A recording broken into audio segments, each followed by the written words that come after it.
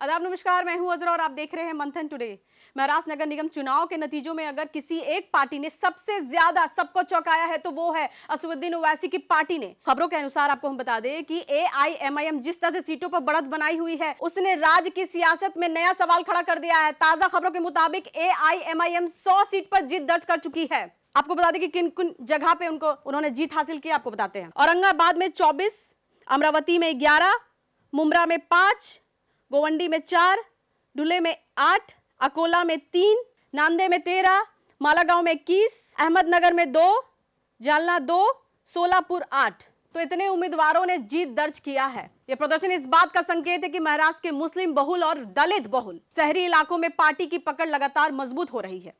चर्चित चेहरों में ये लोग विजय पताका लहराए हैं। मालेगांव से अब्दुल मालिक, मुंब्रा से शहर यूनुस शेख, मुंब्रा से सैफ पठान साहब, औरंगाबाद से काका साहेब खड़गे ने जीत दर्ज की है। औरंगाबाद, धुलिया, सोलापुर, अमरावती में AIMIM का जलवा दिख रहा है। इन इलाकों में जीत का जश्न शुरू हो चुका है।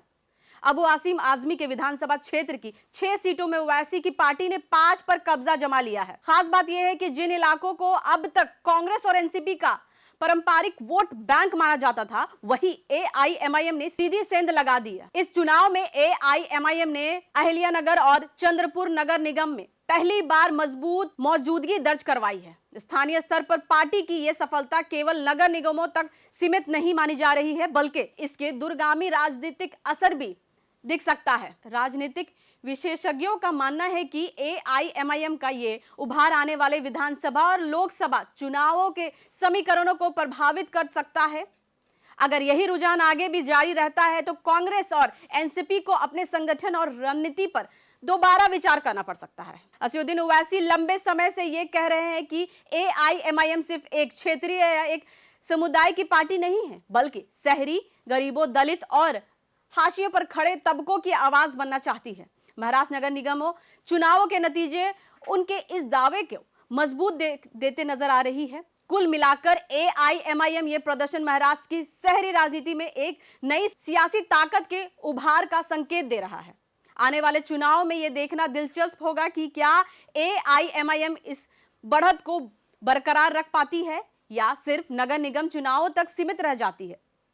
नगर निगम चुनावों से आई ये तस्वीर महाराष्ट्र की राजनीति को नई दिशा दे सकती है। सवाल साफ है कि क्या AIMIM अब किंग मेकर बनने की ओर बढ़ रही है। नगर निगम चुनाव अक्सर सेमीफाइनल कहा जाता है और अगर ये सेमीफाइनल है तो AIMIM ने महाराष्ट्र की राजनीति में जोरदार एंट्री कर दी है। अब लड़ाई सिर्फ सीटों की नहीं है, वोट बैंक और नेतृत्व की है। नजर बनाए रखिए महाराष्ट्र की राजनीति करवट किस तरफ ले रही है। फिलहाल के लिए इतना ही। देश विदेश की ताजा खबरों को देखने के लिए देखते रहिए मंथन टुडे। अगर आपने हमारे चैनल को सब्सक्राइब नहीं किया है तो अभी करें, लाइक करें, शेयर करें, फॉलो करें और ऐसे ही निष्पक्ष पत्रकारिता देखना देखते रहे मंथन टुडे। शुक्रिया।